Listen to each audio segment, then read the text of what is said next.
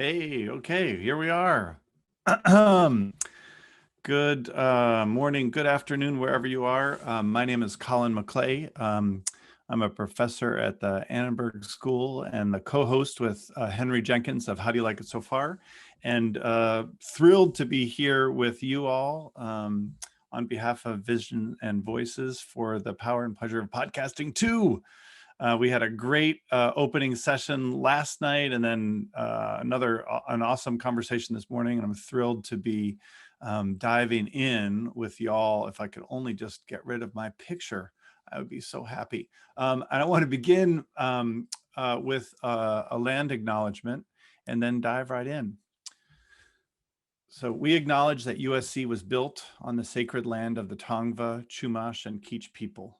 The colonization of this land reflects the systems of power upon which this country was founded and which continue to operate today. We honor all Indigenous people, past, present, and future, and their continued survival and contributions to our society. We also honor the legacy of the African diaspora and recognize that this country would not exist without the free enslaved labor of Black people.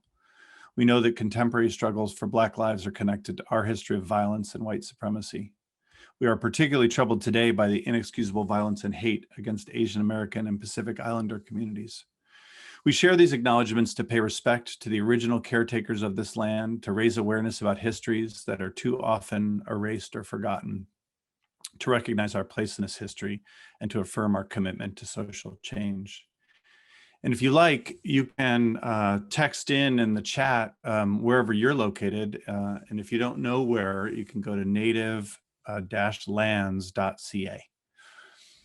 So again, thank you all so much for joining.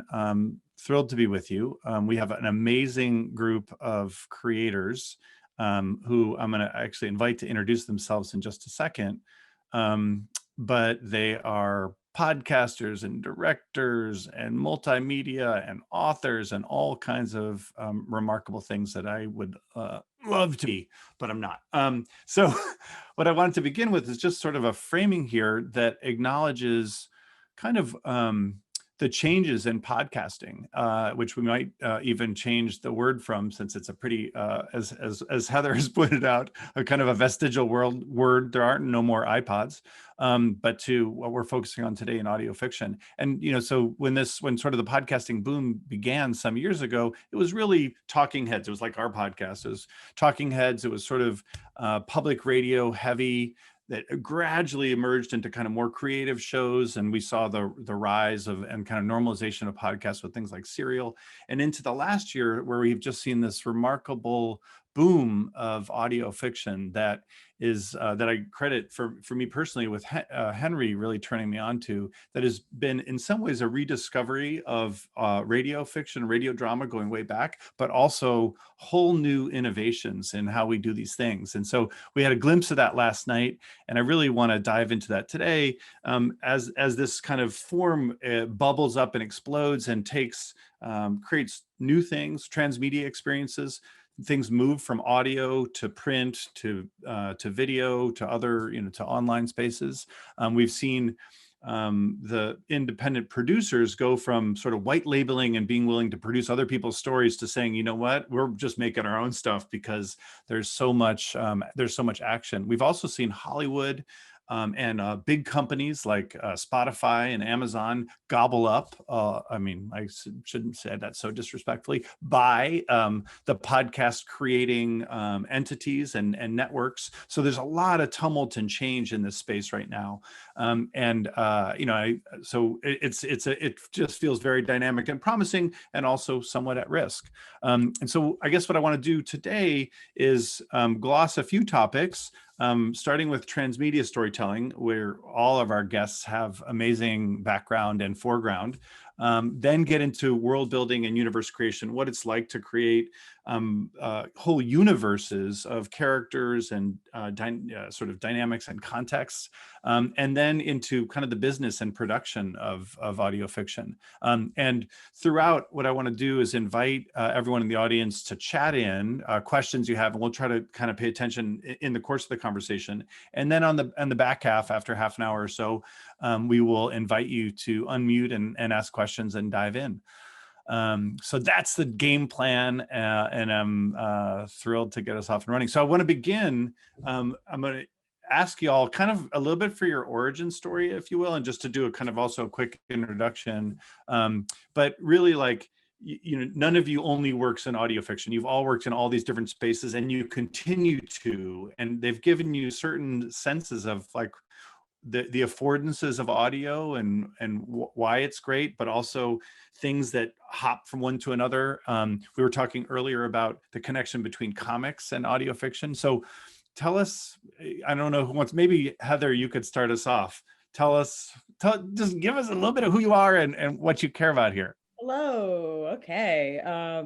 So origin story, is that we'll do like, yeah, like, you know, how you came to this, and I think, you know, highlighting some of your transmedia, how this thing fits together with where audio fits in your pantheon of media for story creation. Yeah. So after falling in a vat of toxic waste, I acquired. No, I'm just kidding. No, that's too heroic. That's too heroic. So yeah, I come from comic books. You know, me and my whole team are basically, between us, have worked at every comic book company: DC, Marvel, Boom, Lion Forge, Dark Horse, all of them basically combined together. You know, and basically entered the space just looking for different ways to tell comic book style stories other than comic books themselves, because comic books themselves, and this is a little technical, but the distribution of comic books is very sort of favorable to, we'll call it like an older male skewed audience. And so we were looking to tell stories, we call it underserved fandom. So it's female and inclusive heroic stories, and looking for a way to get those types of characters and stories out there, comic book style heroic stories, but not as a comic book. And so for me personally, it started with, you know, living in Brooklyn and, you know, being on the subway all the time because the F train would never show up, and getting into serial, actually, like really, really into it, and just starting to think about detective stories. And when you think about, you know, some of the greatest comic book characters, Batman, you know, and the like, it's a lot of detective stories. And then from there being like, wait a minute, if only this was fiction, we don't have to wait for real evidence to show up. We can make it like cooler and exciting. And then just sort of, you know, from there fell into podcasts and came up with this idea for a young teen detective. And that was the sort of beginning of the journey of Lethal Lit, which was our first podcast. And Lethal Lit is now, we're working on the second season, and also a couple of books with Scholastic that are coming out at the same time. So doing the whole transmedia thing, which is super, super cool. But yeah, no, looking to just tell comic book style stories in an interesting way, and then finding myself here, which is freaking awesome. Yeah. Tell me, like, what's the problem with the comic book industry, or why wouldn't you want to just make a comic book? Like, what's the appeal of audio? Well, you know, when you look at the history of audio, it's really interesting. Like once we started to really peel back the layers, it was like, what's old is new again. It was already there when you look at the history. So it's like the Superman radio hour, the Spirit, War of the Worlds. So this sort of genre storytelling was already, the framework of it was already there, but it just needed, what I like to think of it as a house, and the framework was there, but we were going to come and put a new coat of paint over the house and make it cooler and younger and more accessible for younger audiences. Because yeah, women and you know, kids and, you know, that audience, which is where we want to be, they're not necessarily going to the comic book store every week to look for these types of characters and stories.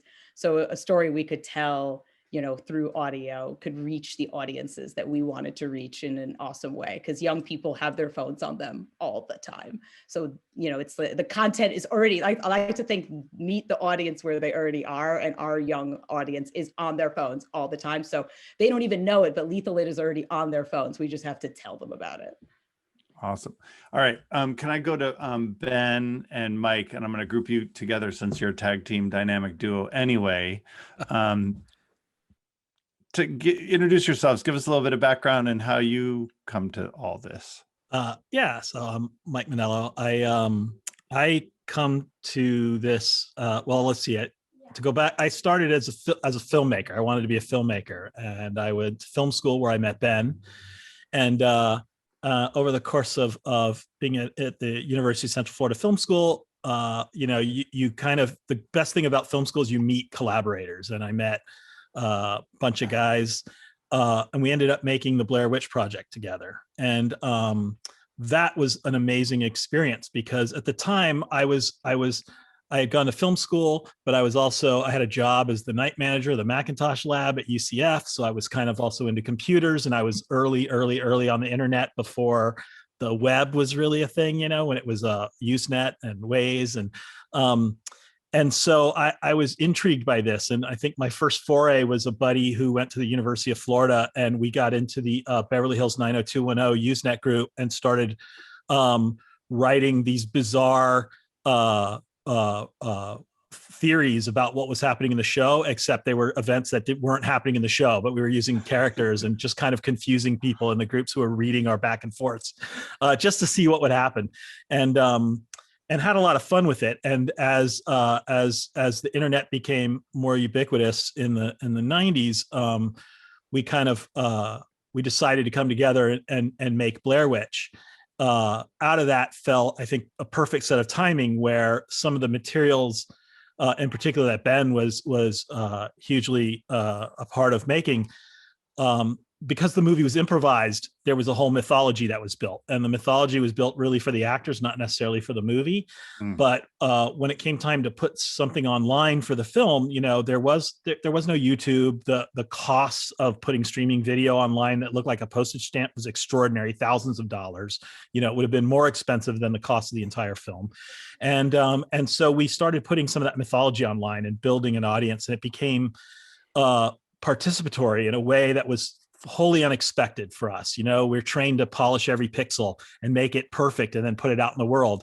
And this was kind of messy and interactive. And I really, really came to love it and wanted to do more of it. So after Blair, I spent a year, the success of that film put us in a little bit of a different echelon, and spent a year in Hollywood pitching and raising money for a movie, and having that fall apart for a variety of reasons, and realizing I'd spent a year of my life trying to raise money and had nothing to show for it. And I was kind of like, who works for a year and has nothing to show for it? And which resolutely pushed me back into the idea of indie is the way to go.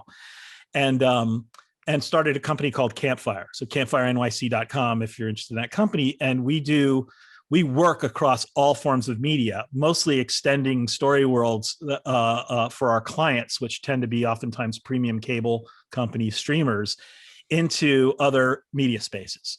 And so in my day-to-day job, my job is to look at everything that's out there and where audiences are, and how we can extend some of the stories that are made for television into these spaces, make them participatory. And so I'm always looking at different forms of media. Podcasts came up really early for me. And from the very beginning stages, Ben was also a podcast addict. I'm not going to steal your thunder, Ben, but and we started talking about the fact that we want to make one. And so eventually we got the chance to do that. And I think Video Palace represents kind of our, over the course of many years, talking about podcasts and the possibilities and what could be done and what should be done. Mike's origin is a lot like mine. We both went to the University of Central Florida, both wanted to be filmmakers, and both worked on the Blair Witch Project. And part of what I was brought on to do with the Blair Witch Project, I was the production designer on the actual movie, but a year and a half or whatever before that, Ed and Dan, the two directors, and Greg, one of the other producers, asked me to take sort of the bare bones mythology that they had come up with and expand upon it and kind of write it into a pitch document. And that sort of in that world, as it progressed, made me the guy who sort of kind of held the history together. And Mike and I had already moved to LA, and Mike was still in Florida at the time, but we collaborated on a TV show for Sci-Fi Channel called Curse of the Blair Witch, which he produced and kind of oversaw all the aspects of. And I was out here in LA feverishly writing it on an old PC. And because of Blair Witch, it opened tons of doors, but also Mike talking about sort of the how he was attracted to kind of the interactive messiness of the online interaction. One of the things that I loved about it was specifically doing Curse of the Blair Witch, was kind of creating fake interviews that sounded as real as we could make them sound. And that involved a technique that we used on Video Palace, and I've used it on lots of projects, which is kind of a structured improv where you give somebody a 2-3 page brief of information they need to be responsible for in no particular order, and then you just interview them. And that was how we even do all the auditions for that stuff. But I landed in LA in 1999. Literally, I arrived here the day that Blair Witch was picked up at Sundance, and I've been kind of bopping back and forth between my two disparate worlds of filmmaking and theater. You know, a lot of the actors that I work with over and over again are people that I know from working with in theater, and you get, you know, really you get a strong shorthand with people, and you know who understands what you're going for. And so, you know, to me, I've done tons of like super low budget, tiny theater here in LA. I used to be a member of a company called Sacred Fools. Out of my relationships with that, Bob DeRosa, who actually I knew from Florida years ago, but he and I did tons of theater, like late night, gross out, obnoxious stuff. We decided to do a web series, and we did a series called 20 Seconds to Live. That was, the first season was self-funded. The second season, we did a crowdfunding for it. But to me, like, what's interesting is kind of figuring out the tools and methodologies to tell the stories themselves, kind of physically figuring out the nuts and bolts of it, like Jeremy, who was with us last night, our sound designer, like the how to do it. Because even just doing what we did last night was different than making the podcast, which is different than making a movie, which is different than making a play. They're all so different. So it's sort of like figuring out how skill sets port over to different things, and then also like what's the new stuff. To me, that's one of the most exciting things that we can do. Awesome. So let's bring in Lauren here. Can we? Yay! There she is. Wow. Who, I mean, so we've already heard some of the dynamics, right? Of like, you know, kind of broken stuff in the comic book world, like the comic book distribution mechanism of comic shops, broken stuff in Hollywood, like you work for a year and you get nothing for it. Also sort of different perspectives, different ways to reach audiences. And so, and also we've heard about what it's like to meet someone in college, or like meet people in a class and then end up working with them. So give us, tell us your story. Yeah, it's kind of a mix of a lot of those things, with the big difference being that in many ways, my origin is podcasts. I started in 2015, kind of for a similar reason as Heather, in that I was an actor. I was in class. I was doing classic sort of actress hustle of auditioning and working at a restaurant and like trying to make it all work, and improv class, and, you know, doing all of these things. And boy, I mean, being, you know, a 24, 25-year-old actress trying to find work, so many of the scripts that you read and the roles that you go out for are just awful. And I never basically auditioned for a lead. It was always the romantic opposite for the male lead, or the sidekick, or you know, the girl who was just supposed to sort of stand there. And I was getting really frustrated with that, especially since I was in class with all of these brilliant women, and seeing, you know, friends of mine make things of their own, whether it's web series or improv or whatever. And at the time, I discovered Welcome to Night Vale, because I've been deep in Tumblr fandom for over a decade, and it was super popular on Tumblr in like 2014, 2015. And I knew I couldn't make a web series because I'm not a visual person, and I had been in a friend's web series, sort of like the one job that I did that I really loved, and that was really fun, and knew how much money and like expertise that it took even to make something that was, you know, 7 friends making it in a friend's apartment just to make it look good. You have to, you know, it has to be polished, right? What Mike was saying. And so I in listening to Welcome to Night Vale, I sort of thought, okay, maybe I can do something in audio. I know a little bit about audio editing. I have a degree in music of all things, and sort of knew my way around some editing software. And I just started writing some scripts, invited some friends from acting class, and started the Bright Sessions, which was my first show back in 2015 that ran from 2015 to 2018. And by the time I got to 2018, audio fiction had kind of blown up a little bit more, and was becoming a bigger thing. And so since then, I've actually had the opportunity to become a full-time fiction podcaster, which is really exciting and really fun. Nice. And I've gotten to sort of work the opposite way as Heather, where I did a Marvel podcast a couple of years ago. That was an adaptation of a comic book. And then I've also gotten to take my own work with the Bright Sessions and turn that into a young adult trilogy of novels. And in the meantime, working on a lot of different things like Passenger List, which is sort of a, more fiction thriller, like we see a lot in podcasts, and some other things that are coming out in the next year or so. But it really came from a desire to make my own thing, write roles for both myself and other women that I was acting with that were interesting and that were complex, and not just the girl next door or, the tough, strong female character who just, like kicks ass and has no other personality traits. And it's really, my career from there has really just been about that, and working with actors who don't necessarily have the same, opportunities as other folks in Hollywood, and trying to get their voices out there and their stories out there. So one common thread I hear in that is sort of like at least when you started, a more wide open space in terms of audio, right? Kind of lower cost in terms of what it takes to create one. You don't have the same kind of gatekeepers, so there's sort of a freedom for creativity to roll your own, as it were. What are other things about audio this form that feel like they're particularly compelling, because all of you have worked in other, whether it's writing or directing a play or movie or whatever, or a comic book, like what feels like, what are the salient characteristics? And and I guess where I want that to lead us to is, like, as we think more about, the world building, how, like where this fits in that, in the pantheon. You all have opinions. I know you do. I mean, I'll kick us off, because for me, it really is like it is the freedom of it. The fact that not only are there no rules about, like the kinds of characters that you can have, like nobody from the network, saying like, this is, this is too many queer characters, which is certainly a response that I've gotten from audiences before, but like nobody can stop me. And then also just down to format too, like the original episodes of the Bright Sessions are like 9 minutes. And then we did an hour-long musical episode in our 4th season. Like there's just kind of no fences around it other than you can't see stuff. And so there's some storytelling fences in a fun way. So I think I like the blend of the freedom in terms of like, the people who are calling the shots. And I mean, obviously, from the financing perspective, like that gets a little bit more complicated. But then also the constraints of, I have to tell a story and emotionally connect with people without giving them any kind of visual cues. So how do I do that? How do I spark their imagination while also, giving them enough information to actually really hold on to something? So I like that balance.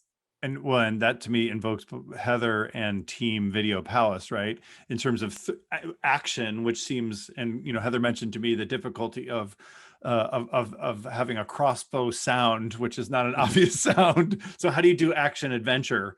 To Ben and Mike, how do you think about a thriller and horror in that way? Oh man, it's one of my favorite things about podcasts is the creative challenge of especially coming from comics. It's 100% visual, right? It's like, so this is part of the fun of working on multiple podcasts as well, is learning from your mistake. Like it's hugely, hugely fun. We had this whole scene with Lethal Lit that was like a very complex action sequence that ended with a crossbow and, all this like insanity that in a comic would totally make sense. And we recorded it and we were in post, and it was just like, oh my God, like nobody knows what's like. We thought the sound of a crossbow would be very iconic, but it turns out it's a little, it's not as notable as we thought it was. And we've had, just sort of concepts come through that's like, and then like a giant karate battle, and it's just sort of like, it's just like anything else. Like there's always challenges, but with action adventure, it is this like constant like thread of just like, how do we bring this to life in a way that's going to make sense to the audience without the use of visuals? I love it though. That's like, I think that's part of the fun of it, especially for action adventure. Yeah, I agree. I mean, I think for me that the constraints are always where you get something really interesting when you're bumping up against the constraints. But what I love about podcasting, unlike I think film or other mediums where you have visuals and audio, is that it forces you, and this is something that I think I had to learn over the course of doing the work that I do at Campfire. It forces you to think about the audience a lot, because when you're trying to communicate something only through audio, you really have to think about the total experience. You've got headphones on. Most people listen with headphones, not with speakers. Most people are in an environment, like I know I always listen, pre-pandemic, my podcast time was my commute. So I was always on that dreaded F train. And it is horrible, I can confirm. So when you're coming up with an idea for a story, you have to think about how that story is going to be experienced, which, crazy enough, I don't think a lot of people who work in genres where the distribution is codified, like streaming or theatrical or television, have to necessarily think about, because there's already a format and a structure for what they do. And, to Lauren's point with podcasts, you're free to do whatever you want. You want a 9-minute episode? Great. You want a 1 hour long episode? Fantastic. And I love that about it, because it invites experimentation, but it also, there's a responsibility to really think about, like, you can't just go crazy and think like, oh, I'm going to do a David Lynch thing, but in a podcast form, because most listeners are just going to go like, I don't understand what's happening here. So it forces you to really, really think about the audience and how you're communicating that story. Which to me is a really fun puzzle to solve always. Yeah, it seems like constraint is a huge piece of this. So I want to get us into this kind of universe and world building, which you all have done in various ways, either participating in, adapting a Marvel comic, or creating your own canon, or inviting others to kind of build out your world. So, and then within that, there's a great question from Marcus in the chat so Lauren specifically, but really to everyone, is sort of like, when writing a modern day fantasy sci-fi story, how do you decide how much to ground in reality versus fantasy and sci-fi? So there's a little bit of that, like, as a sub point, but how do you think about kind of world building, universe creation? And I think you should, Mike and Ben, certainly tell us about the book, but let everyone dive in. What do you got as you build these worlds?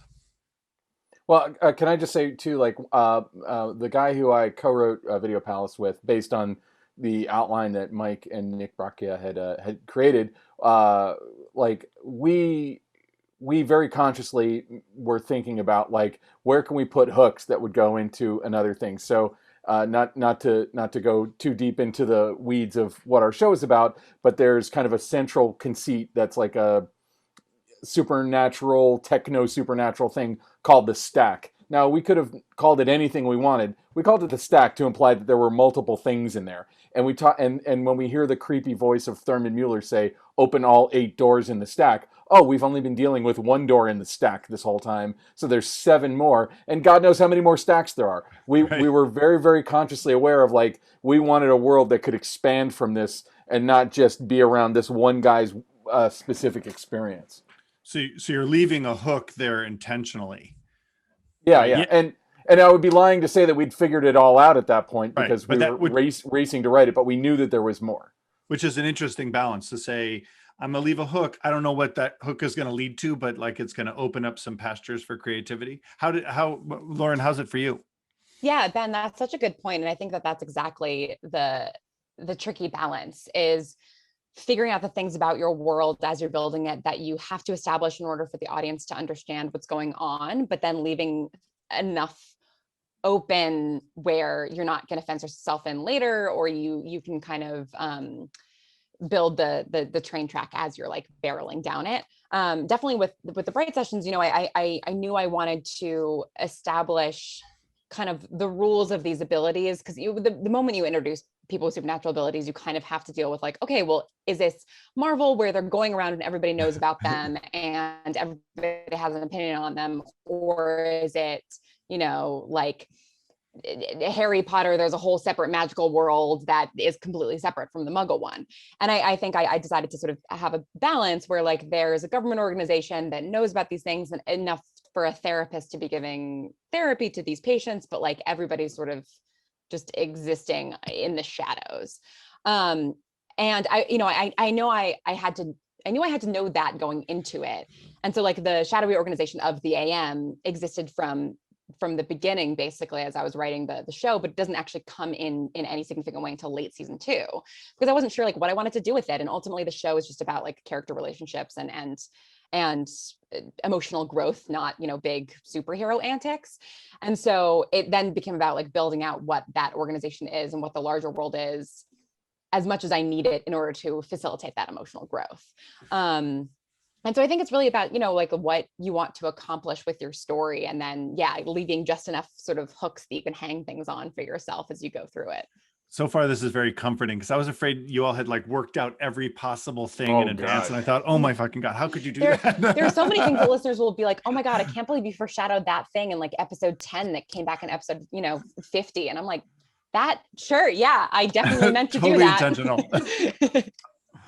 Well, when you talk about world building, I think the thing about Video Palace for myself and Nick Bracci in particular, when we sat down and started thinking about a podcast, it wasn't just a podcast for us. It was a bit of like, let's see if we can build a world and start with a podcast. And so there's two challenges there.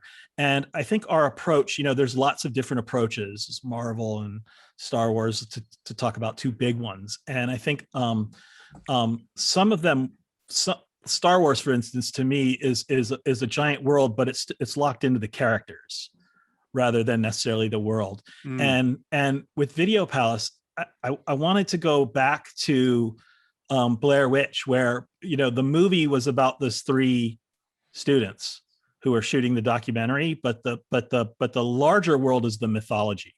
And so we really thought about like, okay, what kinds, like Nick and I spoke a lot about what genre is Video Palace, and we decided it was going to be media horror. And then we thought about like, okay, so what's the beginnings of the mythology? And the idea here was to build a creature that could be kind of like a myth or even an urban legend, something that could be used in a variety of stories, and to develop a world that was big enough but not yet fully kind of figured out, so that we could invite other creators to come in and play in the world, right? And so in our heads, we had a few things that we weren't going to lock ourselves into, but when we started thinking about the podcast and about Mark and Tamara's story, it was also like Mark and Tamara's story has to work as a story, and those characters have to be real and the relationships have to be real, and you can't sacrifice that for the sake of this larger world, And I think that's where, Ben and Bob really were like instrumental in making those characters real and fully well-rounded, and not just, ciphers for ideas that were going to be really to launch into another world. Which is really important. But it means that when it came time to think about, doing the book, for example, the way that we did it was we brought in a bunch of writers, some of whom were work in horror movies, some of whom had been writing horror fiction for a long time. And we did what's really common in advertising, which is kind of my day job, which is to create a brief. And we created a brief that said, here's the mythology. Here's the stack, and it had a little more information. It had everything that had been confirmed by the podcast. It had a lot of things that we kind of decided behind the scenes, this is the direction we'd like to go in, but then it left a lot open. And so we gave each of the writers this kind of, here's the mythology as it stands. And our genre is media horror, and these are kind of the themes. The theme of the podcast, for example, really touched on obsession, the collector mentality, those kinds of things. But you're free to play in media, And then we talked specifically about the Eyeless Man, which is one entity in the stack, and then we let everyone go. And so the stories in the book represent those writers' independent and individual ideas of the world.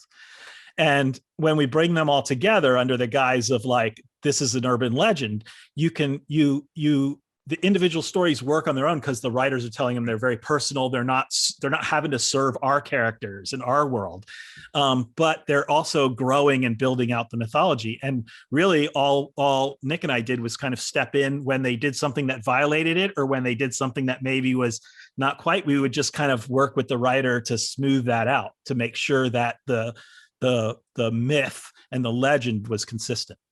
That's awesome. So Heather, I wonder if, we talked a little bit about your writer's room and how these kinds of dynamics play out as you have people from, with different kinds of backgrounds trying to construct these stories, build these worlds. What's your all's experience in there? Yeah, I mean, it's pulling from comics, right? But sort of with a new thread over it. And I think what everybody was saying here is super spot on. And, just in general, everything we try to do is focused on character first, with all of the world building as this. I'd like to say the world building is the supporting character, right? And if you start to get lost in and anybody here that's looking to sort of get into it and dig in on their own, I would say don't get lost in the sizzle of and it's like, and he shoots webs and all that. I mean, that's also cool, but we don't care about who shoots webs if we don't care that it's Peter Parker, right? So I would just throw that out there. And that's where we start all of our writers' rooms which is, the sort of coming from comics, the style that we chose, where we basically have this framework that we've built out. And then we pass it off to a group of what I would call motley crew of young, super cool people, most of who have never written for audio before, which is the most fun part, because everybody's coming from theater and live storytelling and comics and TV. And, you're just getting all these different people together that haven't written for audio before, tackling this challenge together. But what we like to do is provide them with that, sort of in the way that you would say from comics, hey, here's the Batman story I want you to tell. Batman is here. Here's Tig Torres. She's our teen detective. We've got all the pieces for you so that you know where it needs to go. But now you can just focus on telling an awesome Tig Torres story, and you don't have to worry about Hollow Falls or the town or all this other stuff. Just focus on character and story first.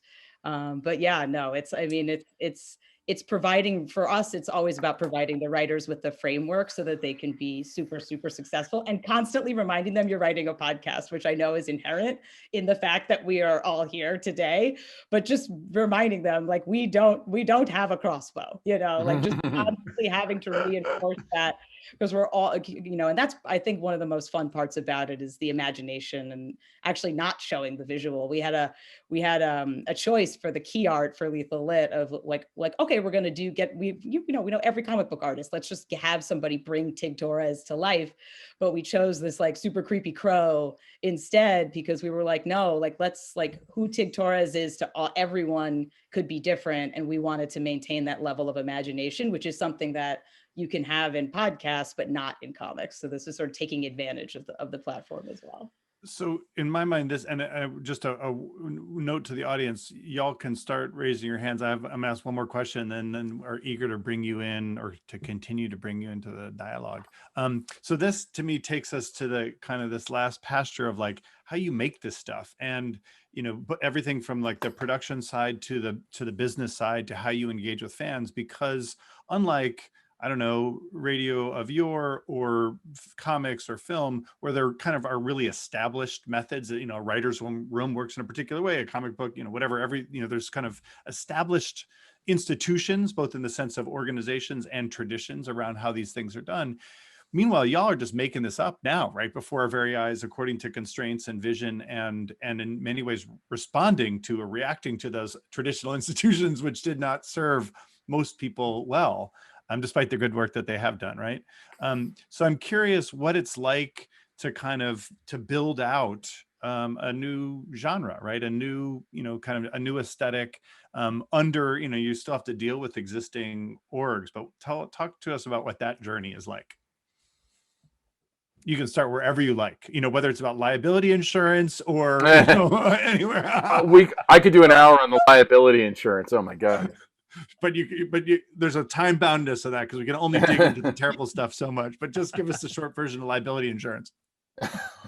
No, well, the liability insurance came from because we were working for a network, so their contract required a certain kind of insurance, and then we had to. It was the kind of insurance you would have if you were, making a $40 million movie, and because the network we were working for, Shudder, they're owned by AMC Networks. So whatever, if you were making an original project for AMC Networks, the contract we were given is the same thing that if you're making, a standalone, Better Call Saul movie, and I think that the lesson is, I mean, they were willing to go and knock all that stuff out. We didn't have to do all that stuff, but the infrastructure for this kind of thing isn't necessarily there. I mean, real quick, I would say that like people sometimes ask me, what kind of script format do you use?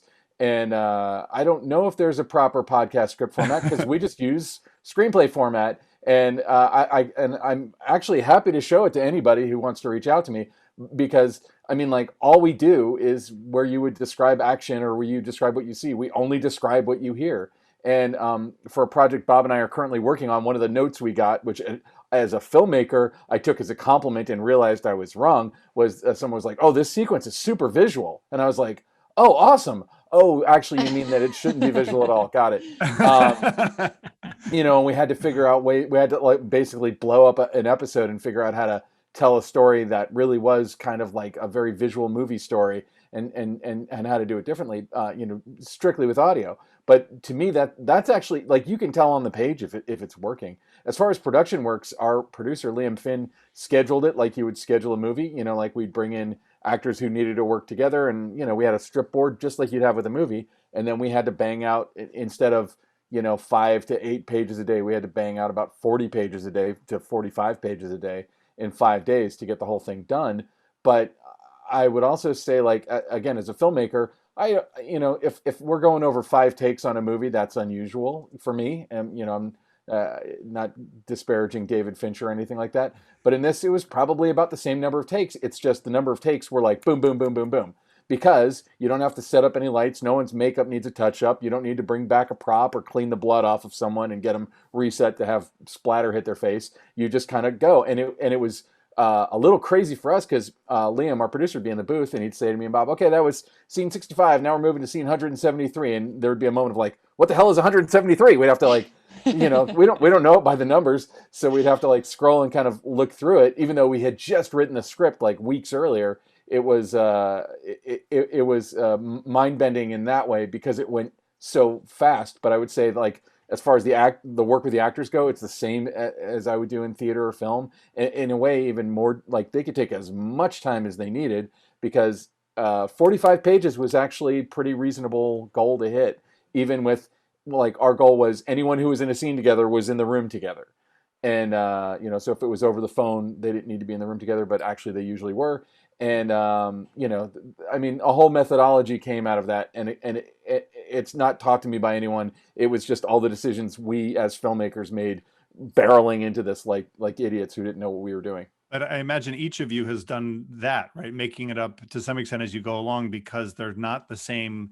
You're not an apprentice and doing this and kind of learning the ropes of the traditions of doing it, but you're like solving your own problems and, according to the resources you have. And this to me feels like Lauren's, like the starting off with one mic to do the bright sessions in her bedroom or whatever. And then, graduating to more sophisticated things over time, but like just finding ways to make things work. There's not a book on how to do it, Sorry, Lauren, go ahead. No. It's so validating to hear you talk about this and say that you do like 45 pages a day, because it's like, it sounds familiar. And I have been in the position over the past couple of years where like studios that are getting into this for the first time will come to me and be like, "How do we do this? Like who can we talk to? And like, what are the resources that you use?" And I say like, well, there is no book on this, and everybody does it differently. But the thing that I always say is like, you can do about 40 to 50 pages a day if you sort of know what you're doing and you have a good schedule. But then there are times, like I just did a remote production about a month ago. I directed it over Zoom, and we had to do 300 pages in 4 days. So we just did 80, 90 pages a day. And it's like, you just had to do it. That's what you had the actors for. And, they were incredible actors. So like the performances were amazing, but it was like 6 hours every day of just really. It's like a soap opera. Yeah, it was intense, but it was also like really gratifying to be like, okay, like when this needs to happen, this can be done that way. And so different from early bright sessions where now I schedule things exactly as you're describing, Ben, like a movie where, you have your shot list basically, and you're grouping actors and you're doing everything out of order. Whereas, for 3.5 years of the Bright Sessions, we just recorded entire episodes on a single day. We would have, 3 hours to do a single 25-page script and just sort of leisurely roll up. And it's because we were all doing it for free and for fun, that it didn't matter if we were taking 4 hours to do 20 pages. Whereas like the moment that money gets into it, you really have to make sure that you are like being efficient. And that's hard to do when, there's no system that's made for this. Like I wrote all of the Bright Sessions in Pages, like just the free Mac software, and now use Final Draft, like use a screenplay format. And I'll leave a link in the chat for I was a judge for a short script competition last month, and like all of the judges for the podcast competition shared their scripts. So there's a resource of like all these different podcast scripts if people want to see that. And like, about liability insurance, like SAG doesn't really have, it's called a drama podcast contract, but like, it's not really made for podcasts. And so having, fights with them around like, no, I don't have to check a box about nudity because it's not visual. Like I don't, so there is a lot of like hacking existing systems to make things work. But I think the fun thing is that then you get to invent these things as you go along as well, in terms of like the way that you structure a season, in terms of like episode length, in terms of scene length and episode structure. It can really be like whatever you want it to be. I don't know if that answers the original question, but I just got very excited hearing that 45 pages is average for other people too. I want to come back to the business question, or to like bring business into the conversation in a minute, but there's a question from Sasha Parker in here on a topic that we were talking about earlier, which is what's it like doing these remote sessions that you've all been doing now, and how are people recording, and how does that impact your process, which to me feels like fertile territory. Less than ideal. But come on, you're all doing it. Well, there's a magic when actors are in a room together that is just, I mean, we've been doing everything we can on our end to sort of replicate that, and just to sort of bring that magic. But yeah, I think that's been the hardest part, especially with scenes with group dynamics and have multiple characters or big action or all that good stuff. It is really, really difficult. But for us, it's the same thing. It was just sort of figuring it out on the fly. We had to stop a lot of our productions because half of our actors were in New York and half were in LA. And one of our leads was living close to the Burbank airport. So, there was like an airplane, like stuff like that, like things you don't anticipate. Like our production was like ground to a halt because of like air traffic control or whatever one day. So, but yeah, no, it's been a challenge, and I am on the one hand super excited to go back to normal times because the magic of the actors in the studio together. But on the other hand, remote has given us the ability, like half our cast was in New York and half was in LA. We had a character who was from Texas. And so we were like, let's cast somebody from Texas for that role so we don't have to fake that accent. So it's a kind of a double-edged sword for us on the actor production front, I'd say. There's a question in here from E, which is a great one. And this is it's something that I want to pick up on, around how engaging with your fans, how you do that. I know, Lauren, you have a Discord server, y'all are on Twitter and Tumblr, and lots of folks are, whatever, kind of engaging in various ways with your fans as you're making these things. And I'm curious, how do they play in to the work? Do you get, and even going back to Mike, where you started with kind of like your remix of 90210, right? Are there ways that sort of fandoms kind of feed into your work? Yeah, not necessarily in a direct way. It's more in just through the interactions. I do track everything. So, I've got my saved searches on Reddit and Twitter. I don't necessarily do it every day unless we're actually live, or like when we just put out the book. But, we track it. We read every piece of feedback, even if it's, somebody tweets something, we find out what their favorite stories are. We get a sense of what's tracking with them and what's not. And that will sometimes play into it versus, somebody just outright telling us what they think or what they want to do.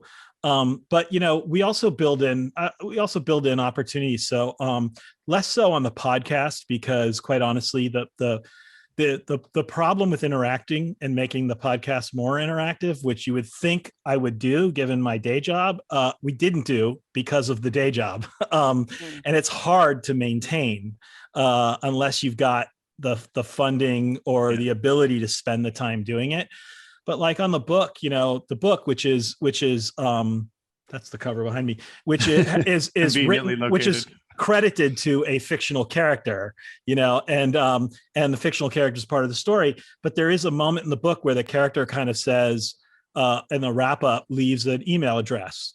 And, if and when people email the character, they get responses from the character in character. And in some cases, the characters even mailed things to people. So there've been some elements of engagement for just the kind of the fans who want to push that limit and see, it's that general rule of like, if there's a phone number in there and it's not 555, if somebody's willing to call it, that might get something interesting. If there's an email address that's in there, if you send an email to it, you might get a response. So I do like to have fun with that, but not in an alternate reality game way, more in just like interactions. Like the emails that our character, Daniel Carter, has gotten have been really fantastic from the people who've done them. And in some cases, people have put themselves in the story world and written their own stories about their experiences with the eyeless man, which is fantastic, that we inspired them to create. And I love that. So yeah, I love to interact, but generally it's a tough thing because it's not, for me, it's not a full-time. Unfortunately, it's not a full-time opportunity. Well, and so Lauren had, with Bright Sessions, you had a real different schedule and a different, set of opportunities. And so dive in, sister.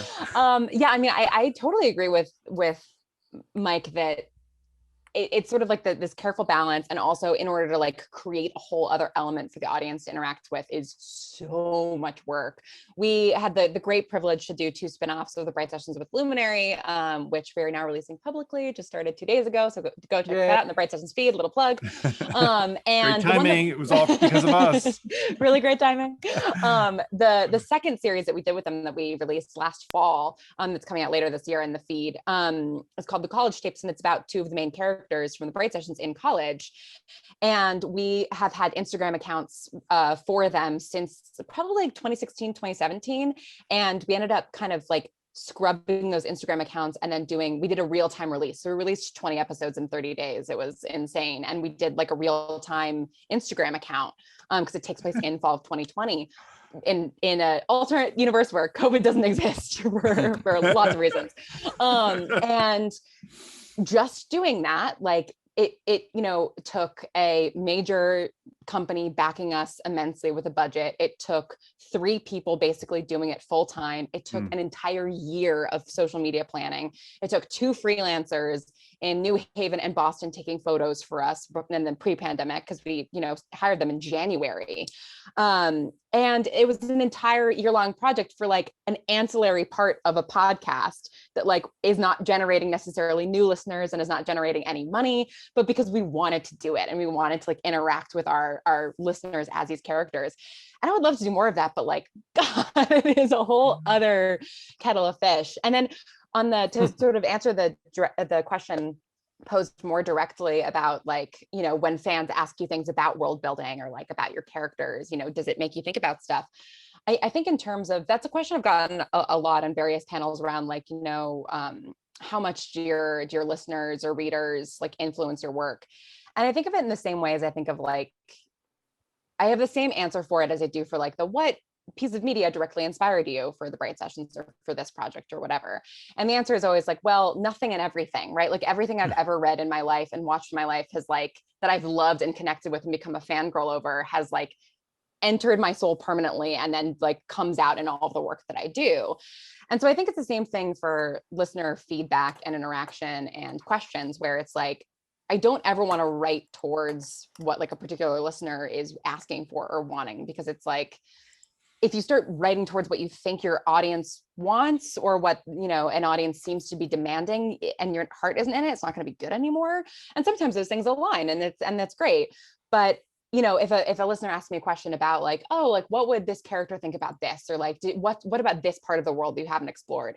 If I haven't thought about it already, like that question is going to prompt thinking, and then it's just going to kind of sink into the back of my mind and maybe come out in some other way. But I think you have to be careful too, in the same way you don't want to like directly copy your favorite movie. You don't want to like directly address necessarily a listener question or desire. But those things kind of become part of like the brain matter that's constantly rolling around. We actually had a big issue with when we tried to do social media for Lethal Lit, not only because of it winds up taking like 10,000 more hours than you think it's going to take. And there are so many social medias or whatever. It's, at this point, it's just like, is Tig Torres on Clubhouse? Like, I don't know, you know, so because a lot of our heroes are more grounded, and we're not doing a lot of, you know, superpowers just yet, but we're getting there. We actually had an issue where we had Tig Torres like responding to, you know, social media, and there was confusion that Tig Torres was a real person, or that I was Tig Torres, a young teen detective, you know, or whatever. And so, you know, we've been having to clarify still, and I can't believe we're still here, that this is fiction. And so, you know, it's an interesting time on social media, and I think the lines are super being blurred now. We're working on a virtual influencer. It's another sort of project that we're up to. And, you know, the really like, what's a celebrity, what's a character, what's real, and just sort of playing with those lines. But we didn't realize we were playing until we were in it, and people were communicating with like, I still have to clarify, like, I don't host Lethal Lit, like I'm not in it. It's still like currently, that's definitely a fiction specific issue, I think. Well, I do want to note for the record that like the number of comments in here who were referring to the Bright Sessions or College Tapes and Instagram and whatever, really liking it too, right? So there's that kind of thing. It's really hard, and people appreciate it. Yeah, and like it's so fun to do, but it is just like a whole other production, basically. Well, this is kind of like university too, that you can do a class, or you can do like a project-based learning experiential class, and it's just way more work, and you're only punished for it effectively, even if everyone loves it. So you kind of want to see the dynamics work differently because people like it and it's powerful. So we just have a few minutes left, and I would love to just go around the horn here and hear about like whatever you're excited about, whether it's a thing you're working on next, a thing you want to do, something that's happening in the world. Like give us a last, you know, something to send us off with. Who wants to start? On a time travel concept. And this is... Lauren knows about time travel. We just decided that there wasn't enough challenges, so we were going to do time travel, is basically where I feel right now on this project. So see you guys in the future or the past. But it's I'm really pumped about it. It's going to be insane, is how I would describe this concept. We're going back to the 90s. So we're doing all fun 90s retro stuff, but you know, just the idea of doing time travel without visuals is a fun challenge that I am excited to tackle. So that's what we're up to next. So are you inviting people to give you advice on social media so they can help you build out that world? Our 90s memories? You don't have to respond. How do we make it come to life without the flannel I'm currently wearing? Looking forward to it. Someone else. It's funny. I'm having a similar. I'm working on a couple of projects now that I can't say too many details about. But one of them is my next original called Maxine Miles that I'm finishing up casting for, and has a degree of audience interactivity as an element to it that I haven't tried before, which I'm very excited about. Without giving too much of the game away. And also takes place in the mid 90s. And then I'm working on another project that's like part of a sort of transmedia thing that I also can't talk too much about, that takes place in a sort of decade of the 20th century as well, without getting too specific about it. And it's so funny how hard it is to like do those, like not, you know, 1880s period piece, but like a more recent period piece where like there would be so many visual references if we were watching it on screen, but like what are the auditory references? So that's been an interesting challenge. And then just a shameless plug. my third and final book in the Bright Sessions trilogy comes out in September. It's called Some Faraway Place. It's available on pre-order. And also what Mike was talking about with the email in the Video Palace book, there's something sort of like that in this book. So I'm excited for people to get their hands on it. And for Heather and Lauren, can folks find those things via your respective websites, eepuniverse.com and laurenshippen.com? The good place to find your latest stuff? Yep. And following me at Lauren Shippen on Twitter and Instagram is always a good way to keep up with that stuff. Awesome. Yeah. Social media. Ben, Mike, what do you got? Yeah,